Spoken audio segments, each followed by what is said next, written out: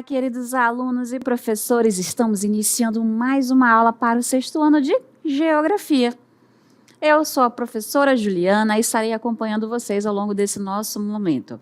Vamos agora identificar o número e o objeto de conhecimento de nossa aula.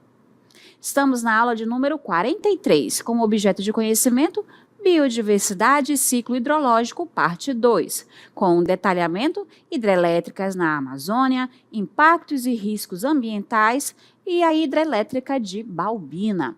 Vamos lá, então, dar início à nossa aula.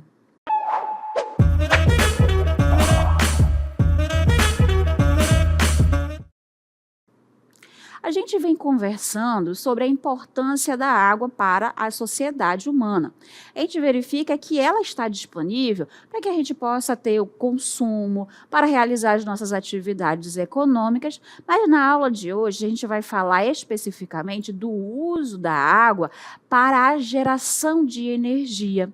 Porque a gente pode criar as hidrelétricas, assim como a gente tem aqui um grande potencial como país, né? O Brasil, em suas diversas extensões, em sua longa extensão, tem a possibilidade de instalar essas usinas hidrelétricas. Sabemos que a região da Amazônia, a região norte, ela acaba tendo uma abundância em recursos hídricos. Então, existe essa possibilidade de instalar usinas hidrelétricas na região norte, na região da Amazônia. Só que ao longo da aula a gente vai perceber que não é em toda a Amazônia que ela vai apresentar vantagens. Existem áreas de maior vantagem, mas a maior parte da Amazônia, por causa do seu relevo, ela acaba apresentando desvantagens. Mas a gente vai trazer um pouquinho agora dessa ideia da Amazônia para a possibilidade da criação e instalação de usinas hidrelétricas. Então, a gente tem na Amazônia brasileira, lembrando que é a Amazônia que vai ter dentro do território brasileiro, ela tem esse grande potencial para a geração de energia hidrelétrica. Aqui isso é graças ao quê? Às enormes quantidades de água que passam pela essa região. Então, a gente tem no Brasil a maior parte dos recursos hídricos localizados na região norte. Os estados do Amazonas, o Pará, Amapá, Rondônia, Acre, Boa Vista, Tocantins. Esses estados possuem uma riqueza, né, de recursos hídricos, de rios.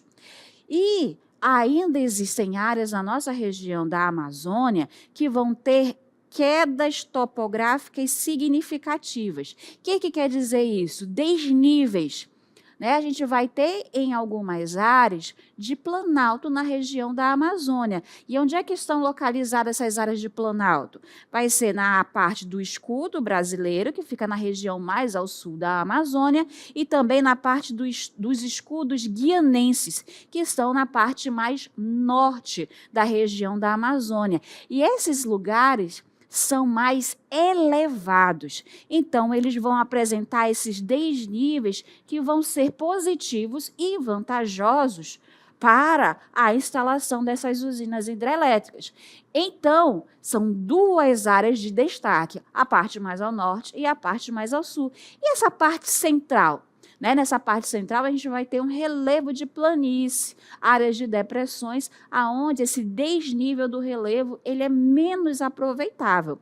Mas a gente vai ver agora uma animação que vai trazer para a gente a ideia de como funcionam as usinas hidrelétricas. E vocês vão perceber, né, que esse tipo da animação de usina hidrelétrica é necessário ocorrer um desnível para que a água saia de um lugar mais elevado para um lugar mais baixo. E aí, com essa queda da água, fazer com que se girem as turbinas e faça, então, a geração de energia. Acompanhem.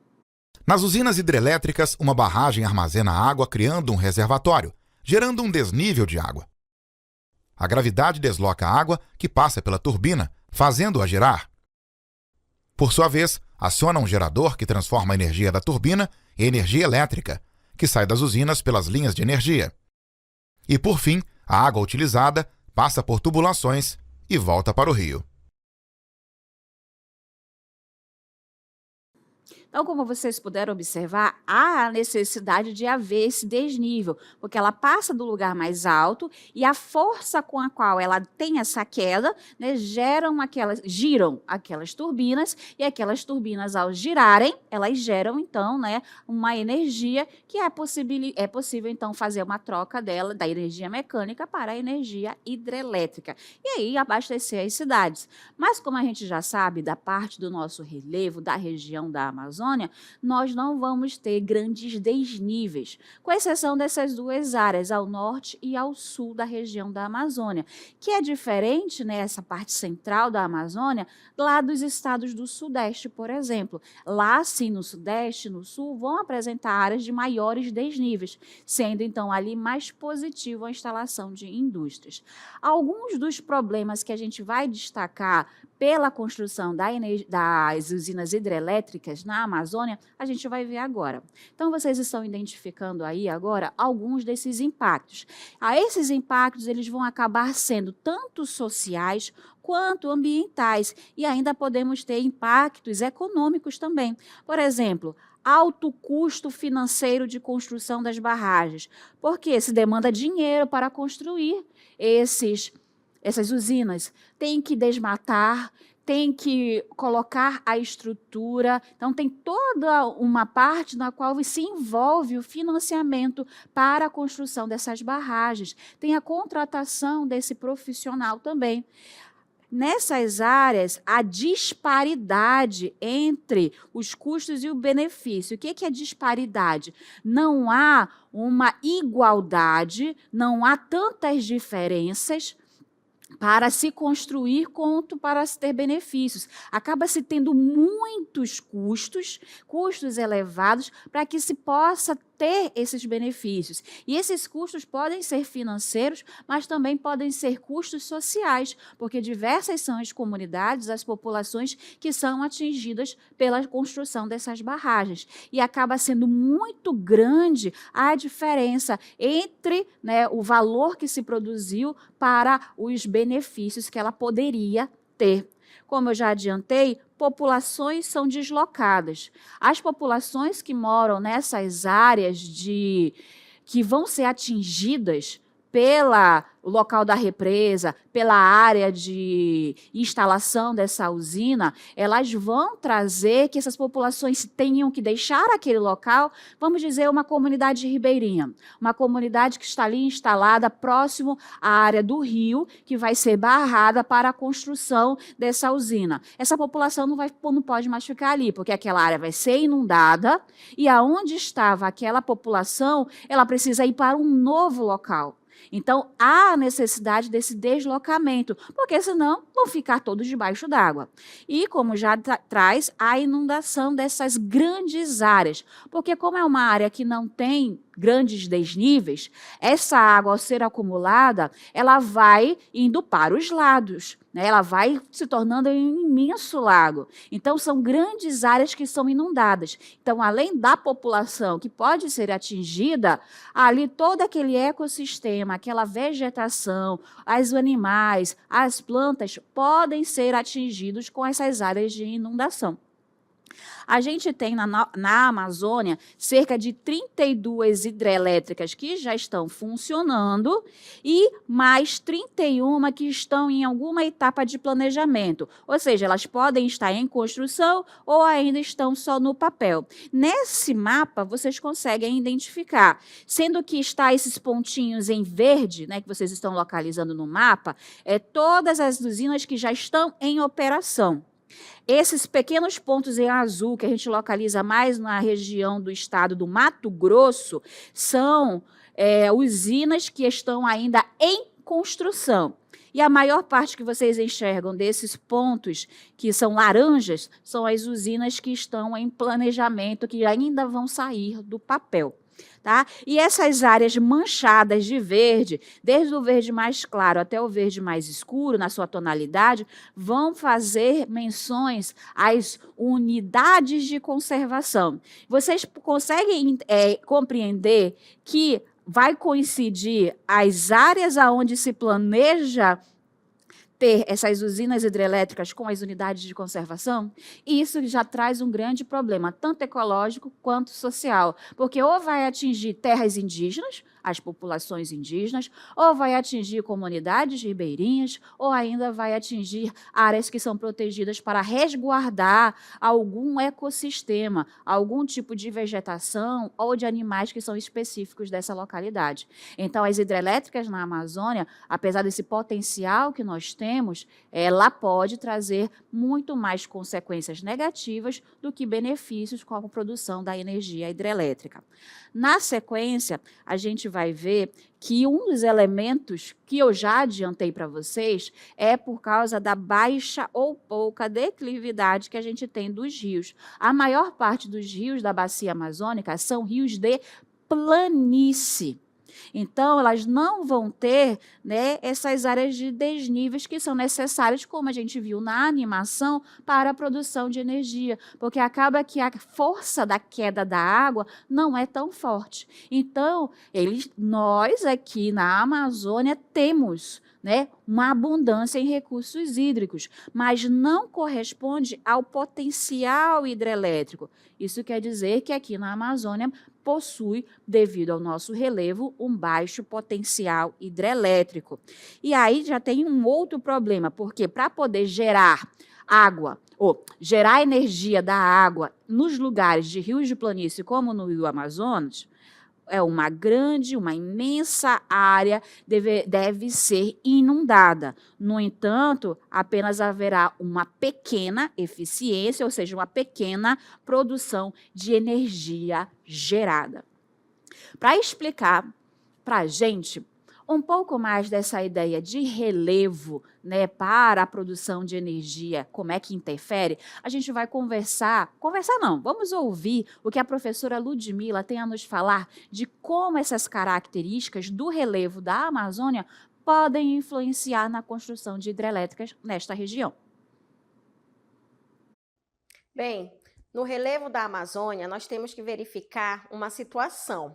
A maior parte do relevo que é formado aqui na nossa região, a gente observa que normalmente é formado por áreas de depressões e também de planícies. E normalmente, quando a gente observa ali a construção de usinas hidrelétricas, a gente observa principalmente em áreas de planaltos. Por que planaltos? São áreas mais elevadas, que isso acaba facilitando o fluxo da água. Porém, na região amazônica, onde acaba prevalecendo áreas de planícies e também as áreas de bacias sedimentares, a gente observa que em alguns rios teremos grande densidade de água. Isso também acaba influenciando bastante. Porém, em relação a áreas de planícies, acaba tendo uma dificuldade maior, porque nessas áreas a gente precisa de uma represa sendo construída para assim dar continuidade ao seu fluxo. Então, só destacando o que a professora Ludmila colocou, aqui na Amazônia temos rios volumosos, com bastante água, mas não temos um relevo, né, que possa propiciar o maior uso dessa água para a geração de energia hidrelétrica. E a gente vai falar agora, voltando para a Amazônia, quais algumas das problemáticas que a gente vai considerar como polêmicas para a instalação dessas usinas hidrelétricas aqui na Amazônia. A gente começa trazendo que a instalação dessas usinas hidrelétricas nos rios da bacia amazônica tem gerado, desde o seu início, até mesmo por causa das comunidades, dos ecossistemas, conflitos, tanto entre as empresas e o governo que busca, com essas populações que são dependentes dos rios, dos igarapés, dessas áreas de água, para a sua subsistência. Ou seja, nas comunidades ribeirinhas, as comunidades que vivem às margens dos rios, elas necessitam daquela área de água, aquele corpo de água, para subsistir, para sobreviver, para retirar da água a sua sobrevivência, o seu sustento. E isso faz com que, ao inundar aquela área, se tire de comunidades a sua renda, o seu modo de vida. Então, isso vai acabar ocasionando diversos conflitos. Um dos conflitos principais que a gente pode citar é o conflito que aconteceu na instalação, na área em que foi escolhida para a usina hidrelétrica de Belo Monte. Nessa usina hidrelétrica, a gente vai ter que era uma população indígena, uma comunidade indígena estava naquela localidade. Essa população teve que ser deslocada para uma outra área, tá? E ainda assim, eles não, essa usina que fica na parte do Rio Xingu, ela não consegue produzir a capacidade de energia que ela foi instalada para produzir. Então, ainda teve problemas que ela diminuiu a vazão do Rio Xingu, ou seja, após essa área de instalação da usina hidrelétrica de Balbina, a quantidade de água que passava por ali diminuiu. Então, aquela população, aquele ecossistema que estava acostumado com aquela localidade, teve que sair para não ficar debaixo d'água, e ainda fez com que tivesse a retirada de vegetação, tivesse ali a vida terrestre, a vida aquática também foi alterada por causa da instalação dessa usina. E diversos os conflitos foram ali, então, ocorridos naquele local por causa da instalação da usina hidrelétrica. Quanto a isso, vamos trazer, então, o professor de Sociologia, o professor Dário, para ele conversar com a gente sobre esse tema. E ele vai responder para a gente a seguinte pergunta: como que a construção das hidrelétricas na região da Amazônia vai impactar as dinâmicas sociais e culturais das comunidades locais? Os projetos desenvolvimentistas também passam pela construção de hidrelétricas aqui na região amazônica, que é justamente para gerar energia. Uma questão que não é muito bem vista é a invasão das comunidades locais, porque essas águas freadas, elas não levam em consideração os impactos que geram naquelas comunidades ribeirinhas, nas próprias comunidades indígenas e até algumas quilombolas. Isso faz com que essas populações locais sejam deslocadas, sem levar em consideração seus aspectos culturais, sociais e até mesmo a sua reprodução econômica. Este remanejo populacional e também cultural traz prejuízos a esses grupos. É uma questão que deve ser vista e bem planejada, porque, como dissemos agora há pouco, inicialmente, esses projetos não levam em consideração estes impactos sociais dentro dessas culturas locais e tradicionais. E a gente vai continuar falando mais desses impactos, agora relacionados aos povos indígenas. Então, olha só, as hidrelétricas que já existem e as hidrelétricas que são planejadas para serem construídas, elas vão afetar parte da Amazônia, tanto as populações quanto a vida aquática, a vida terrestre que vive nessa região. Mas quanto aos povos indígenas, a gente pode destacar, por exemplo, a de Tucuruí e a de Balbina, que causaram diretamente consequências para essas populações. No caso da usina hidrelétrica de Tucuruí, que fica no Rio Tocantins, ela inundou, áreas de 3 reservas indígenas, sendo que a parte por onde passa a linha de transmissão, ou seja, onde foi colocadas as torres e a fiação, todos aqueles fios que levam energia de um lugar para outro, cortam outras 4 terras indígenas. Balbina, que está localizada em parte do rio Atumã, ela inundou grande parte da reserva Uaimiri-Atroari, que está localizada na divisa entre os estados de Boa Vista, entre os estados de Roraima e o estado do Amazonas. Ela causa também impactos do chamado reassentamento, porque essas populações precisam deixar as áreas em que vivem e se reassentarem, ou seja, se deslocam para ocupar um novo lugar. Então, eles perdem a sua conexão com aquela terra na qual eles estavam ocupando, que estavam habitando, e passam a ter que ter um novo lugar de moradia, e isso pode impactar na sua cultura. A população tradicional da Amazônia, ela vai viver ao longo do rio. E quando a gente está falando dessa população, estamos falando de ribeirinhos, de comunidades indígenas, de todas as populações que vivem, né, às margens dos nossos rios. E essas comunidades, como eu já coloquei, elas são dependentes do peixe e também acabam dependendo dos rios, de outras formas do que eles retiram dos rios ou usam os rios para obter a sua subsistência. E ainda se perde parte de infraestrutura, né? As terras, as casas, os lugares onde eram os parques, onde as áreas de lazer estavam localizadas, aonde a parte da sua religião, através das igrejas, eram então colocadas, eram então instaladas e tiveram que então criar novos espaços. A gente traz impactos agora quanto às pessoas que moram a jusante, ou seja, depois da área em que aquelas usinas, aquela represa foi então instalada. O que acontece? O rio, ou ali a direção que está correndo o curso d'água, vai ser barrado, vai ser construída uma barragem, uma represa. Então, é para que um reservatório possa encher. Então, aquela água vai ser acumulada em um determinado trecho. O que vai acontecer com a parte que vem depois? Vai acontecer que frequentemente vai secar. Então, as populações que estão pós, né, aquela represa não vão ter acesso à água e impossibilita também a realização da pesca.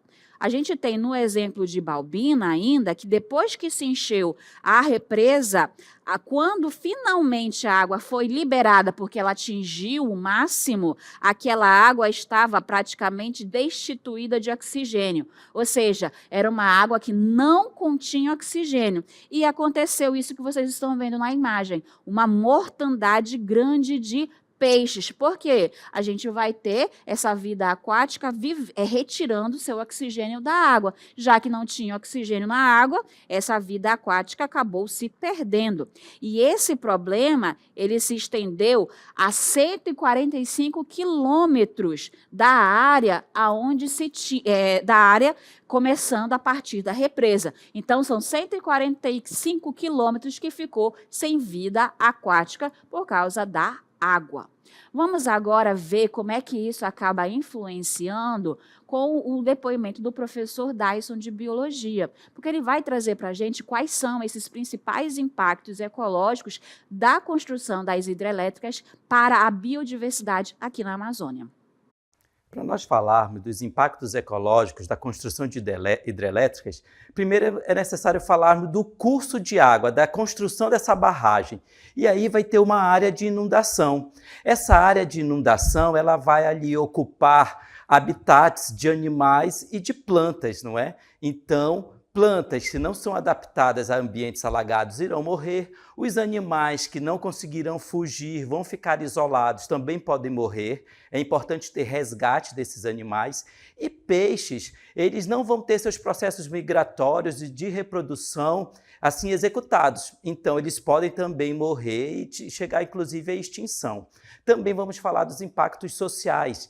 As pessoas que moram naquele lugar não terão mais seu ambiente, a sua ligação afetiva, terão que ser deslocadas, né? Então, parte cultural dessas pessoas, de onde elas vivem, vai ficar assim muito prejudicado. E essas pessoas também terão dificuldades de adaptação em outros ambientes.